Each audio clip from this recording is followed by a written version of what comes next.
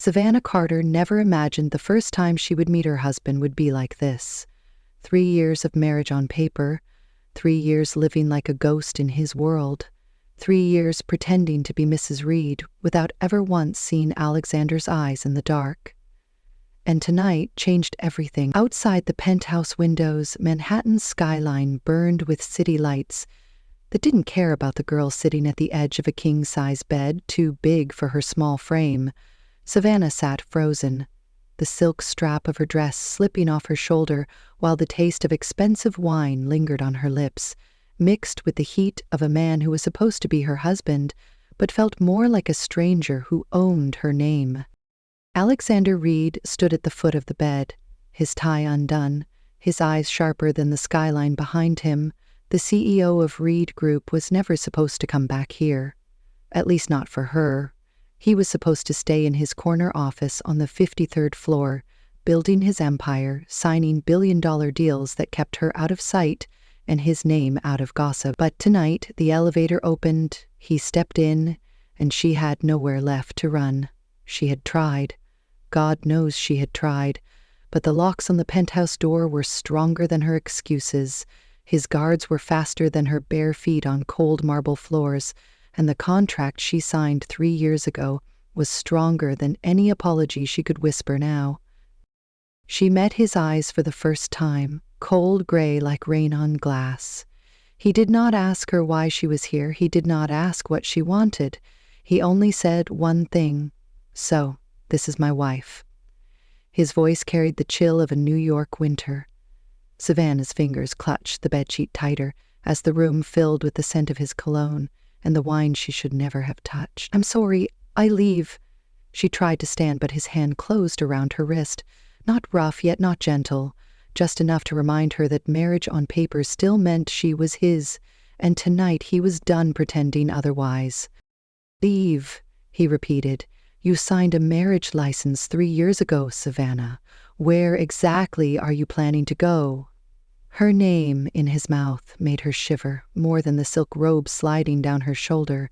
She wished she could hide behind the shadows, but his eyes left her nowhere to hide. Alexander sat down on the bed, so close she could see the faint scar on his jaw, the one tabloids loved to guess about, a family feud gone too far, a boy who inherited an empire built on secrets and silence. He leaned closer until his breath brushed her ear. Savannah's heart pounded so loud she was sure he could hear every lie she told herself every night. She convinced herself she was safe because he never came home. "Tell me, Savannah," he whispered, 3 years of marriage and you're still untouched. Who exactly were you saving yourself for? His question wrapped around her throat like silk. The truth was, she never thought he would care, never thought he would come for what was already his. She was just the daughter of a man who sold her name for $2 million, a piece of paper hidden in his office drawer with no expiration date. But tonight, Alexander Reed looked at her not like an obligation, but like a promise he intended to keep. "It was always yours," she whispered, her voice so small it almost disappeared in the hum of city traffic far below, but he heard it all the same. Outside the glass walls, Manhattan's lights kept burning, as if nothing inside this room could touch the city that never slept. But inside this penthouse, a girl who married to survive realized she had never really belonged to herself at all.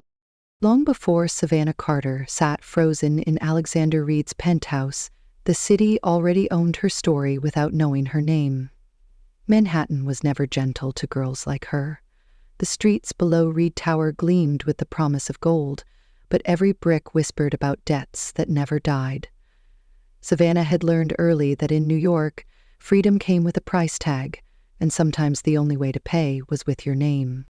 At 21, Savannah watched her mother's last heartbeat fade under hospital lights, while her stepfather, Thomas Carter, stood by the bed with empty eyes and a bank account drowning in poker losses.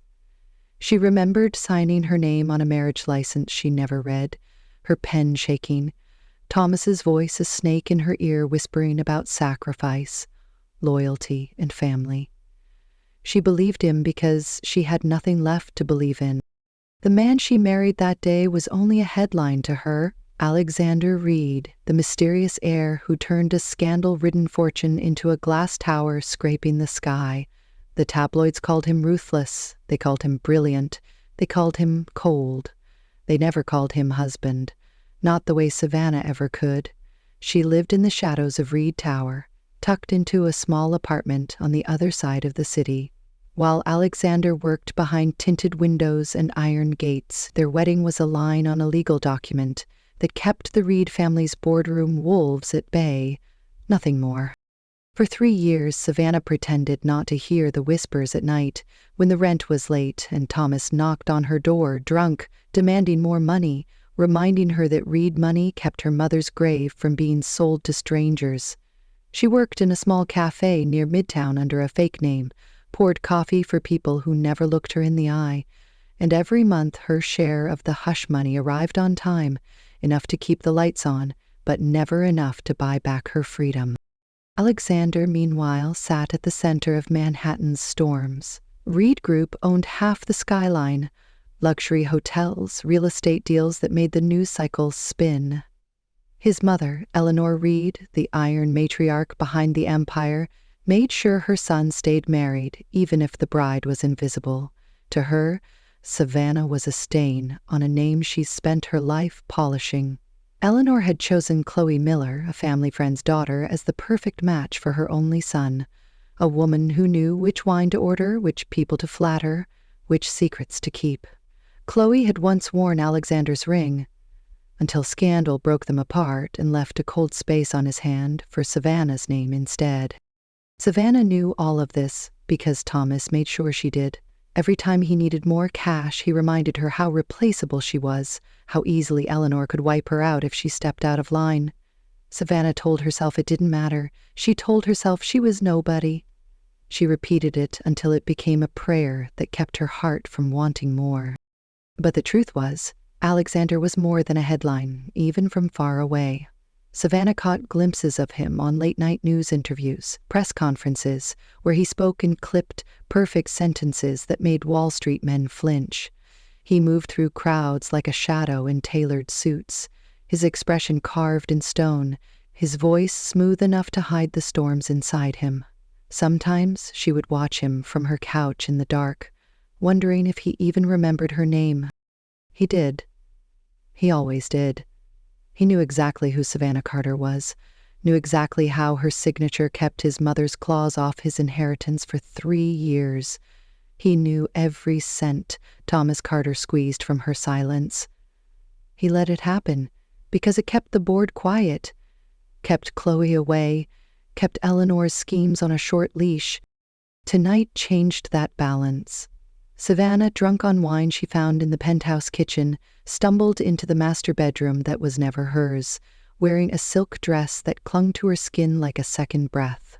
For the first time, Alexander saw the wife he had never touched, the contract he had never claimed. He saw a girl who belonged to him in every legal sense, but still tried to vanish when he came too close. Somewhere on the other side of the city, Eleanor Reed stirred her tea in a porcelain cup, planning the next move to break the sham marriage apart. Somewhere in a luxury hotel bar, Chloe Miller traced her finger around a champagne glass, rehearsing her return to the Reed name. Somewhere in a cheap motel, Thomas Carter counted the dollars he would squeeze out of Savannah next. Inside the penthouse, Alexander Reed looked at the girl in his bed and realized his biggest deal was never on paper. It was breathing, trembling, and looking at him like he was the storm that might save her or drown her for good. The morning after their first real night as husband and wife, Savannah woke up alone in a bed that smelled like him, and like the wrong kind of beginning. Sunlight poured through the floor-to-ceiling windows, washing over the mess of silk sheets tangled at her waist. She pulled them tighter around her body, as if they could erase the way his hands had traced every secret she had tried to hide. There was no note on the nightstand, no sign that Alexander Reed had ever been there, except for the faint echo of his voice, the weight of his touch still pressed into her skin. Savannah wanted to believe it meant nothing, that maybe it was just a lapse, a moment of weakness that would fade when the city woke up.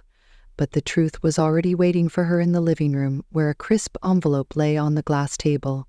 She knew before opening it what it would say. Her name printed in cold ink next to his signature, a contract reminder that whatever passed between them under silk sheets would never change what they were outside this penthouse. She dressed quickly, folding her night into a corner of her mind where it could not hurt her. But when she opened the door, a man in a dark suit blocked her way. He was polite but unmovable, his voice a mirror of the city's unspoken rules. "Mrs. Reed, you are not to leave the penthouse without Mr. Reed's approval." Savannah almost laughed at the absurdity. 3 years she had been free to run as long as she stayed invisible. Now one night tied her tighter than any ring ever could. She spent the day pacing the glass prison that glittered above Manhattan, trying to ignore the way the walls seemed to close in whenever she thought of him. She tried to call Thomas, hoping for a voice that might remind her who she was before all this, but his number rang out into a silence that felt like betrayal. She tried not to think of Alexander, tried not to remember how his breath had felt against her neck when he whispered her name like a promise and a threat all at once. When dusk fell, she found herself standing at the penthouse balcony, watching the city pulse below, her fingers curled around the cold railing. Somewhere out there he was making deals, playing his ruthless games while she stood here pretending not to care. She told herself she would find a way out. She always did. But when she turned, he was already there, leaning against the doorway, watching her like she was something rare he was still deciding whether to keep or destroy. "Going somewhere, Savannah?" He asked the question as if it were casual, but his eyes told her he already knew the answer. She lifted her chin, trying to summon the courage that had carried her through nights in cheap motels, through her mother's funeral, through every bruise Thomas Carter had left behind when words failed to scare her enough. "I have no reason to stay here," she said evenly. He stepped closer, closing the distance like the city lights closing in around them. "You have every reason to stay, you just keep pretending you don't." She hated how calm his voice was, how it slipped under her skin and made her wonder if she could hate him the way she needed to. "Why does it matter to you now?" she whispered. 3 years you left me alone. 3 years you didn't care if I ate or slept or breathed. Now suddenly you lock me up like some trophy wife who might run off and embarrass you."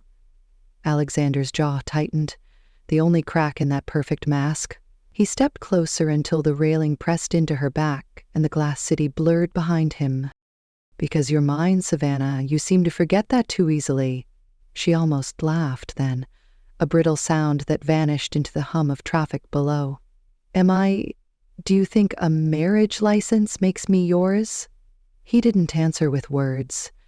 His hands found her hips, pulling her closer until she could feel the steady beat of his heart against her chest, until his breath tasted like a dare she couldn't refuse. That night blurred into the next, and the next after that. Every morning she woke up determined to leave. Every night he reminded her that leaving was not an option anymore.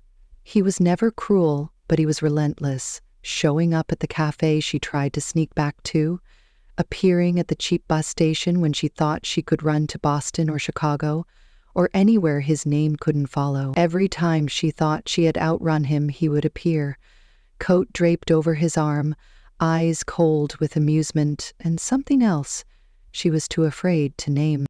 "You really think you can hide from me?" he would say, helping her into the back of his car while she sat rigid and silent beside him. At first, she thought he did it to humiliate her, to remind her how powerless she really was. But slowly the pattern changed. He started to stay, waiting for her outside the cafe when her shift ended, taking calls on his phone while she counted tips behind the counter. One night, when Thomas's voice cracked through the phone demanding more money, Savannah hung up, shaking, and found Alexander standing in her doorway, sleeves rolled up like he belonged there. "Where is he?" he asked, and when she refused to answer, he found Thomas himself. She never knew what Alexander said that night, but Thomas stopped calling for a few weeks. She told herself not to be grateful, told herself it didn't matter if he stepped between her and the wolves he had let circle her for so long. But some nights when the city went quiet, She lay awake listening to his even breathing beside her and wondered if maybe the wolves outside were not the worst kind of danger. She saw glimpses of the man the tabloids never showed, the way he touched her hair when he thought she was asleep, the quiet dinners they shared on the kitchen floor when the dining table felt too big for two people, pretending they didn't want to know each other. He was still cold, still ruthless when the world demanded it, but in the shadows of this glass prison, he let her see him bleed, just enough to make her wonder if she could hate him at all. One night, as snow fell over the city, Savannah found herself standing barefoot in the kitchen, midnight light pouring over marble counters. Alexander stood across from her, sleeves pushed back, tie forgotten on the back of a chair. He poured her tea, the steam curling between them like a secret neither of them could speak. "Why do you keep me here?" she asked softly, not trusting her voice to hold steady. He watched her for a moment, the silence stretching between them longer than the city blocks below. "Because you signed your name, and because I'm done pretending. I don't want what's already mine." She should have hated him for that, for every word that sounded like a claim she never asked for. But when he reached across the counter and brushed his thumb over her lip, she didn't pull away. The truth was simple and terrifying, stitched into the spaces where their secrets slept. Somewhere between the contracts and the cold marble floors, Savannah Carter had become something more than a name on a piece of paper. She had become the only thing Alexander Reed could not buy or bury. And that truth scared them both more than the city burning just outside their glass walls. Savannah never planned to fall asleep in his arms, but sometimes the city was too cold and the walls were too thin to keep the silence out. One night she woke up before dawn to find herself pressed against his chest, his heartbeat steady under her palm like a promise she could never trust. She lay there breathing him in, while her mind raced through every locked door she had ever closed behind her, every lie she had told herself that this man would never matter, but he did. He mattered too much, and she hated how easy it was to let her head rest on his shoulder and pretend that maybe this was what marriage was meant to feel like. In the morning, she found the first crack in the story she thought she understood. Eleanor Reed was waiting for her in the penthouse living room, the older woman's perfume sharp enough to choke out the warmth still clinging to Savannah's skin. Eleanor did not bother to stand. She sat on the white leather sofa, her legs crossed, her smile tight as wire. "So you finally decided to be a wife, Savannah?" she said, her voice sweet but her eyes sharp enough to cut. Savannah stood frozen in the doorway, her hands curling into fists at her sides. "What are you doing here?" Eleanor sipped her tea unbothered, as if this was her house and Savannah was the uninvited guest. "Just checking on the investment I protected for 3 years. You should have stayed invisible, girl. It suited you better than playing dress-up in my son's bed." Savannah wanted to speak, wanted to tell this woman that she was not just some inconvenience hidden behind a contract, but Eleanor's smile told her the truth. Eleanor had never seen her as anything else. "You think he loves you?" Eleanor's laugh was soft, almost kind. "Let me tell you a secret. Savannah Alexander doesn't love anyone. Not really. He needs control, loyalty, silence. You were useful because you kept the board quiet, because your pathetic father signed you away for pocket change. Don't confuse a warm bed for a warm heart." Savannah felt her chest tighten, but she held Eleanor's stare. "I'm not going anywhere," she said, the words steady even though her knees wanted to buckle. Eleanor's smile faded, replaced by something colder, darker. "Oh, you will, when you realize what you really are." Before Savannah could ask what that meant, Eleanor stood and brushed past her, leaving a trail of expensive perfume and poisoned words behind. She heard the elevator doors close, and for a moment she wondered if the walls were shrinking again, pressing her back into the small, invisible corner Eleanor had always kept her in. Days passed, but the questions Eleanor planted did not die. Savannah started to watch Alexander more closely, the way he answered his phone in the middle of the night, the quiet conversations with people she never met, the look in his eyes when he thought she wasn't watching. She tried to ask, but every time the words formed, he shut her out with a kiss, a touch, a whispered promise that left her more confused than before. One evening she found herself standing at the edge of his study, a place she was never meant to be. Alexander was on the phone, his back to her, his voice low and sharp as a blade. "I don't care what Eleanor wants," he said, the words tight-clipped. "If she pushes again, tell her the board will hear about her offshore accounts." Savannah froze, the word accounts hanging in the air like a question she did not want answered. She stepped back, but the floor creaked under her bare foot, and Alexander turned, eyes locking onto hers like a snare. "What are you doing here, Savannah?" he asked, his voice softer now but the edge still there. She forced herself to stand straighter, her fingers twisting the hem of her sleeve. "I couldn't sleep," she said, and the lie tasted bitter.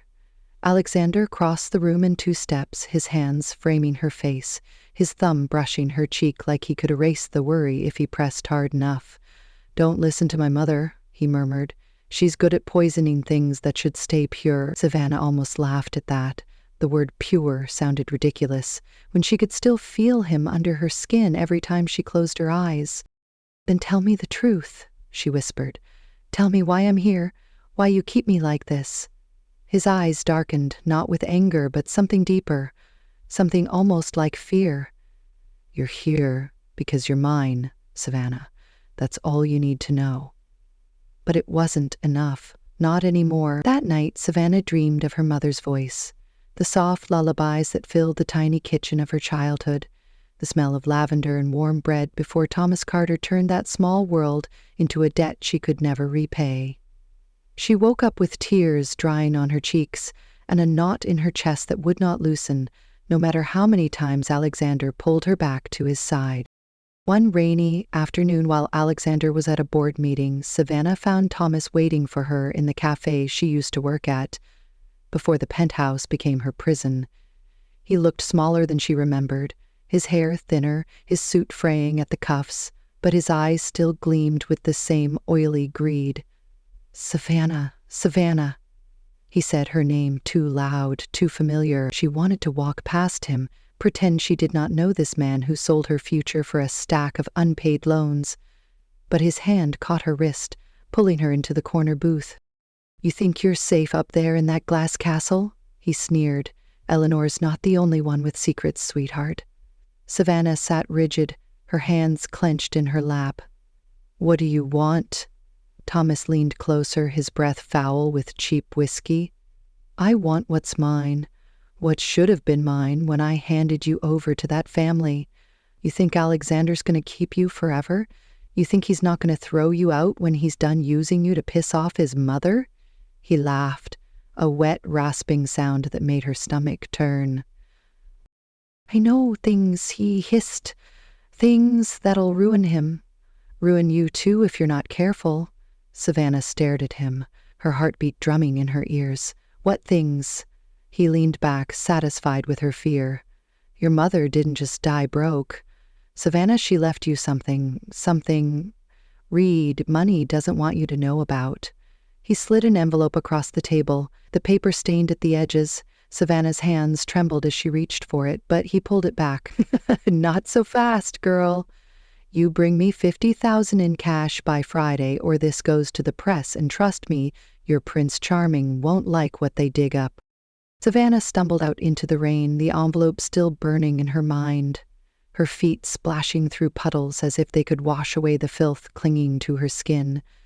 She knew she should tell Alexander, but the voice in her head, the same voice that carried Eleanor's poison, whispered that he already knew, that he had always known, and that maybe this was why he kept her so close. She hid the envelope under her pillow, waiting for the right moment, but the right moment never came. Each night Alexander pulled her closer, and each morning the secrets pulled her further away. One night, when she thought he was asleep, Savannah slipped out of bed, crept to the study, and opened the envelope with shaking hands. Inside were copies of old letters, hospital bills, and a single sheet of paper with her mother's signature. Beside, Thomas Carter's scrawl, a line that said, "Trust Fund, Inheritance, Release of Guardianship." Savannah's vision blurred, the words swimming on the page. Her mother had left her something, and Thomas had signed it away.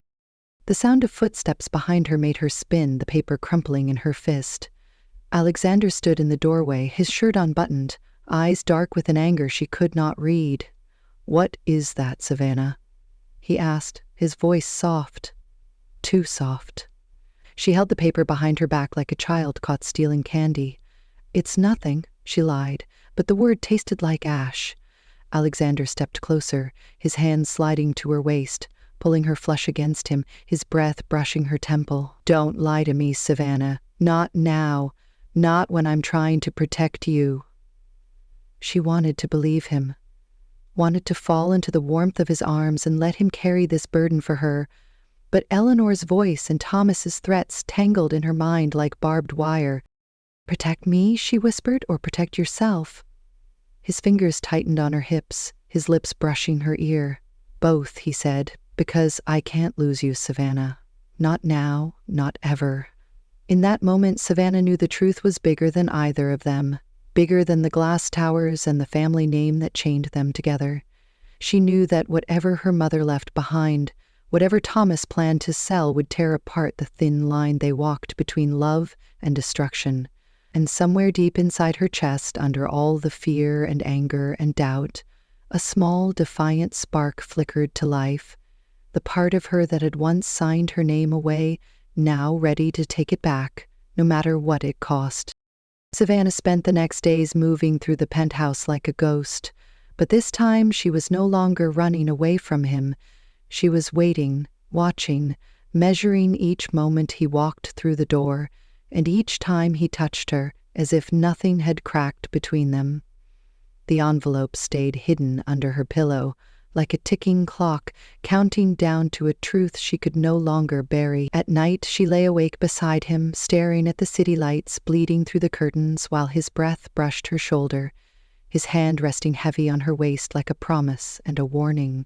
She wanted to believe him when he whispered her name, wanted to believe the warmth in his voice, but the paper under her pillow felt colder than any winter Manhattan could bring. One morning, while he was in the shower, Savannah slipped into his study again, her bare feet silent on the marble floor. She knew his passwords now, small habits he never bothered to hide from her anymore because he thought she had stopped looking. She opened his laptop and found the folders labeled with her name, buried under layers of corporate reports and board meeting notes. Each file felt like a knife pressed to her ribs. Legal records of her inheritance, the trust fund that should have been hers, medical reports on her mother's last days, transfers of hush money to Thomas Carter's accounts. Savannah's pulse roared in her ears. Every line of text, a slap of betrayal, a truth she could not ignore. Alexander had known everything, known her value on paper, before he ever learned the sound of her voice in the dark. When he stepped into the doorway, steam curling around his shoulders, his towel low on his hips, he found her staring at the screen, her eyes glassy with something that burned hotter than any anger she had ever felt for Thomas or Eleanor. He called her name once, softly, as if testing whether the distance could be crossed.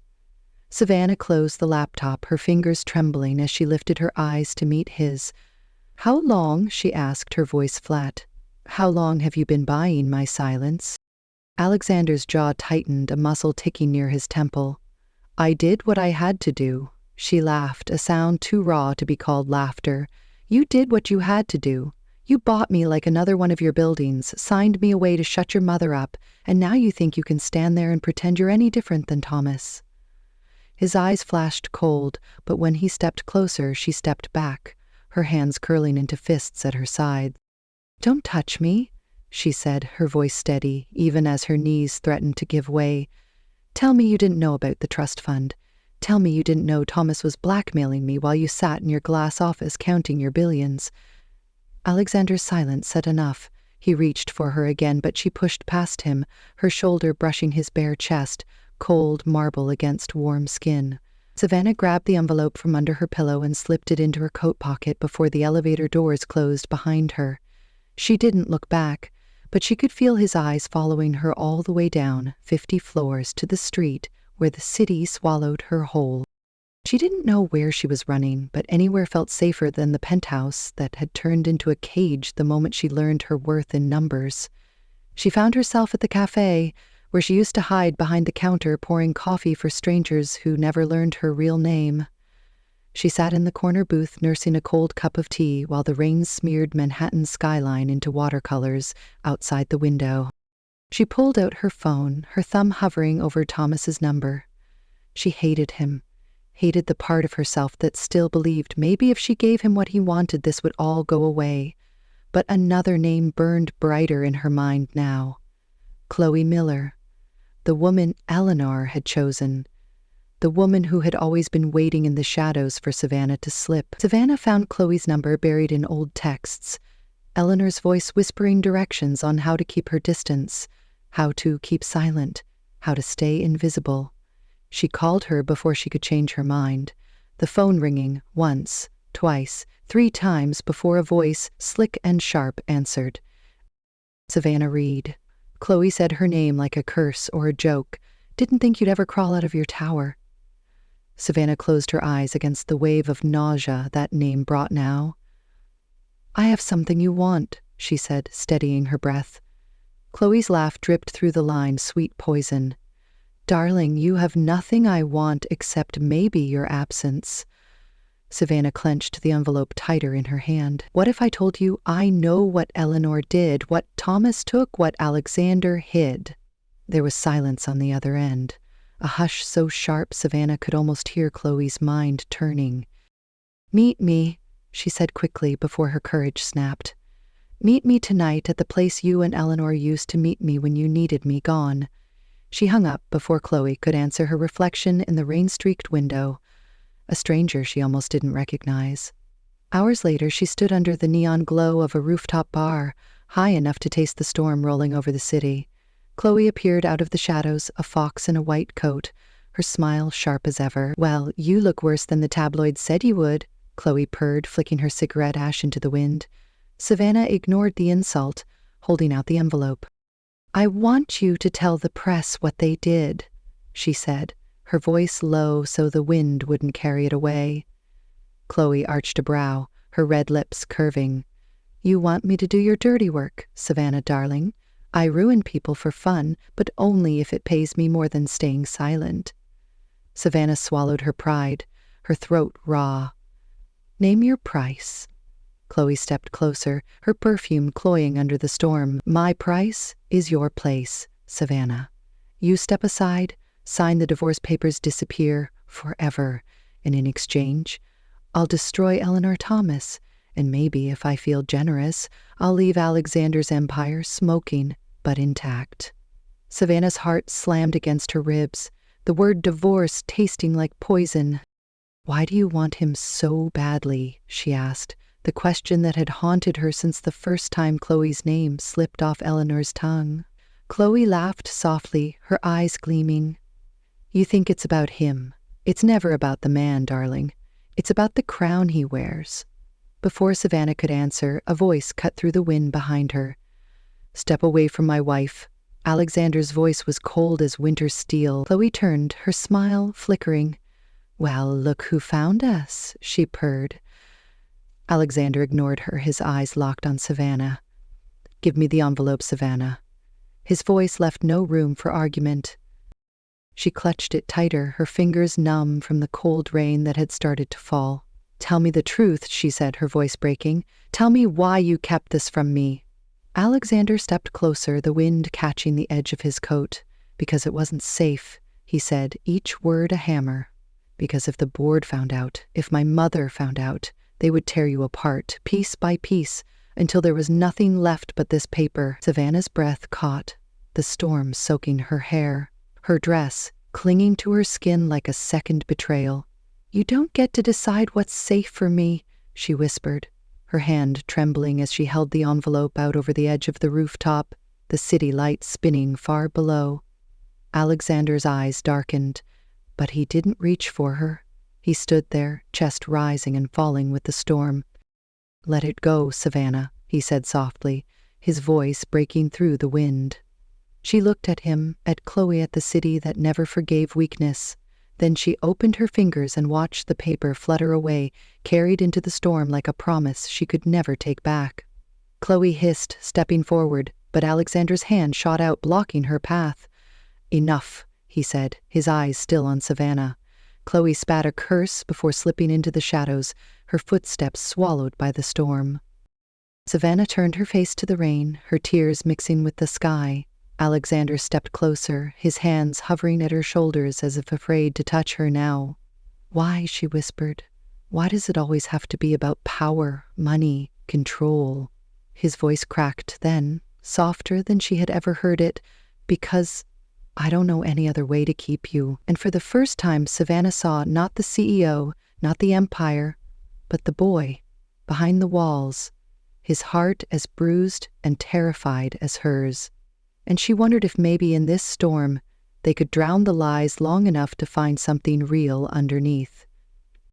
Savannah did not speak as they left the rooftop, her hand cold in Alexander's grip, while the city's storm washed the neon sins off its skin. For one night she let him guide her through rain-slick streets, past doormen who bowed without looking her in the eye, past glass doors that closed behind them like secrets they could never outrun.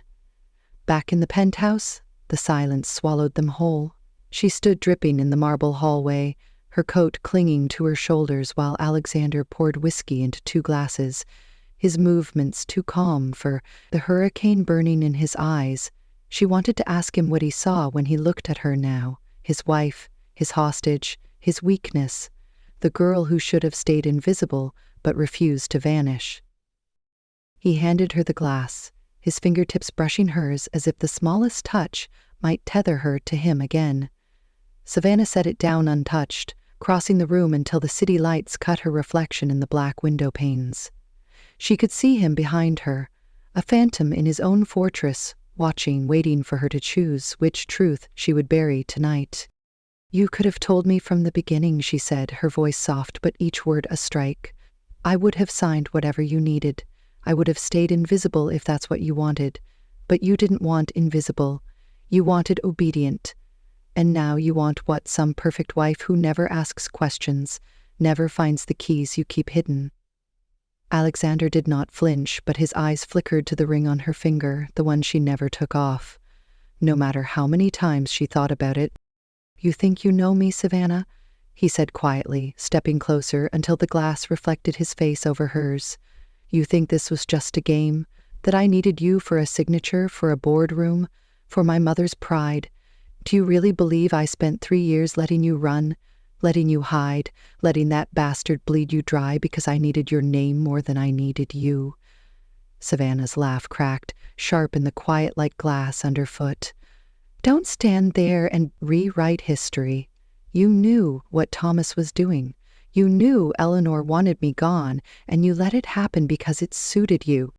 His hand caught her wrist, not rough, but firm enough that she could feel the tremor beneath his calm voice. "Suited me," he repeated low, so close she could feel his breath.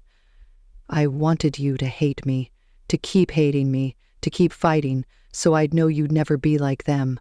The ones who nod, smile, pretend they love you while they sharpen the knives, the moment you turn your back.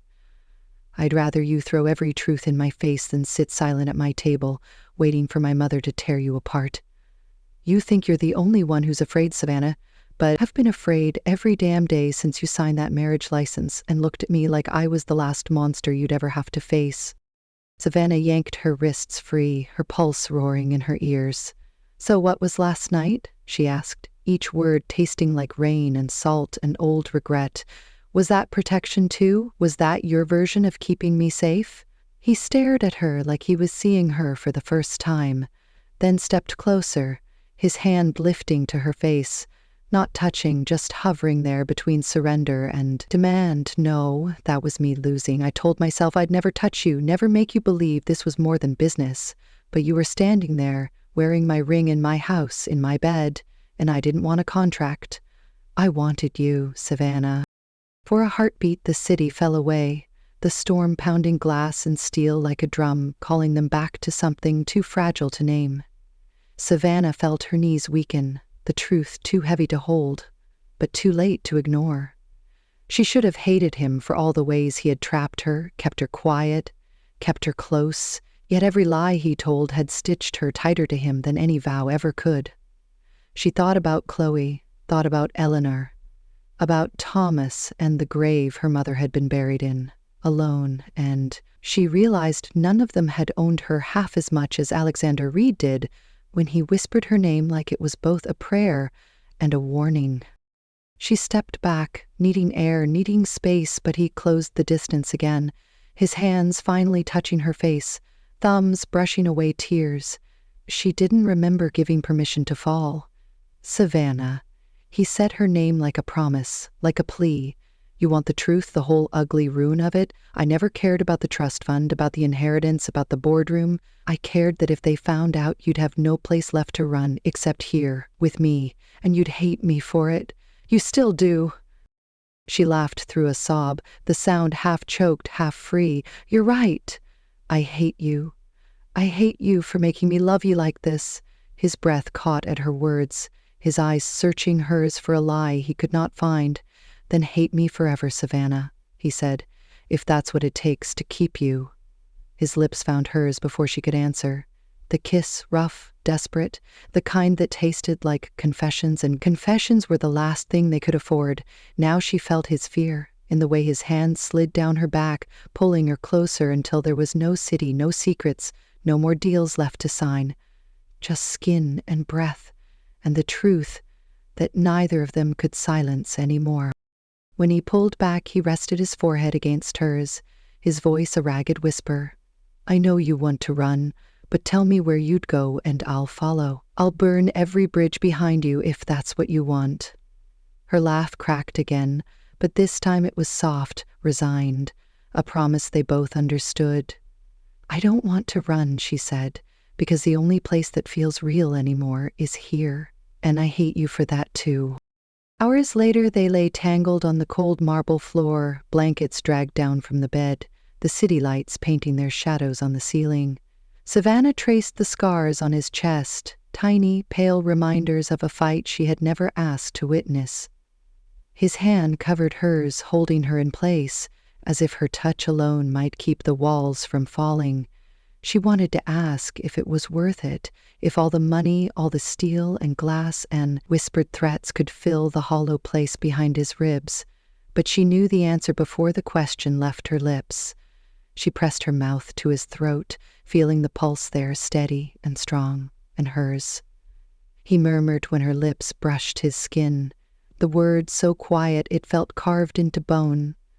Hers, she repeated, because for the first time, the word did not taste like a cage. Yet even in the warmth of that moment, the storm outside whispered of storms to come. Savannah knew Eleanor would not yield, that Thomas would not stop, that Chloe would not vanish, the city would not forget the name Reed and the price that name demanded. But she also knew one truth stronger than every lie they had told each other, stronger than every secret they had buried. The boy in the glass tower was hers, and the girl with no name but the one he gave her was his. And maybe together they could teach the city that not every contract ended in betrayal. In the soft dark, she closed her eyes, listening to his heartbeat, counting the seconds that still belonged to them for now, for this night, for this fragile, reckless promise that when the dawn came, they would face it, side by side. No more running, no more hiding, just the storm and the truth, and two people who refused to let the world decide what they were worth anymore. The sun rose over Manhattan like it always did, but for the first time in years, Savannah did not flinch at the light slipping through the floor-to-ceiling windows. Alexander lay beside her, his arm draped heavy over her waist, his breath steady against her hair. The world outside still burned with questions and unfinished wars, but for this heartbeat she let it be. She traced the line of his jaw with her fingertips, memorizing the softness that no one else ever saw. She thought about the first night she had signed her name next to his, about the girl who stood in a courthouse alone while her father counted his debts and her new husband never looked back. Yet somehow, in the quiet hours when no one watched, He had looked at her like she was the only thing worth fighting for, in a world that never fought fair. Savannah slid out from under his arm, careful not to wake him. She padded barefoot across marble floors that once felt cold as chains. Now they felt like her ground. Her choice. She found her reflection in the tall glass doors leading to the balcony, the city beyond, waking up loud and greedy as ever. She did not hate it today. She stepped outside, let the wind whip her hair into knots. Let the sky remind her she was more than ink on paper, more than a pawn in someone else's boardroom. She was the girl who stayed when she could have run, who loved a man carved from stone and steel and secrets, and taught him how to bleed without shame. When Alexander found her out there later, his shirt half-buttoned, hair still damp from sleep, he did not speak. He wrapped his arms around her from behind, pressing his lips to the curve of her neck as if to remind her he was still here, that they both were here, not by accident, not by force, but by choice. This time he whispered her name, not as a warning, not as a deal, but as a vow that whatever storm waited below, they would face it together, because the contract that mattered most was not the one signed under courthouse lights, but the one inked in every touch, every fight, every truth they chose to tell each other, even when it hurt. Savannah turned in his arms, looking up at him, and saw not the billionaire, not the heir, not the man everyone feared, but the boy who chose her. The husband who learned her scars by heart, the man who found a reason to stand against a mother who never knew how to love. Alexander brushed his thumb across her lip, smiling like he could read her mind. "You're mine," he murmured. She laughed, soft, steady. "I was always mine first," she said, and he nodded, because that was the only answer he ever wanted from her. The city stretched out below them, roofless, impatient, hungry for gossip and scandal and secrets. But Savannah did not care. She had made her peace with the past. She would fight for the future. And when the next storm came, she would not stand alone. And maybe that was the point of all of it. The betrayal, the silence, the truth, that cut deeper than any lie. In the end, it was never about the papers or the names or the money. It was about two broken people who found each other in the dark and decided they would not break apart again, no matter how many people tried to tear them down. Because love is not about contracts or chains. It's about staying when it would be easier to run. It's about choosing the same person every morning, even when the night before was a battlefield.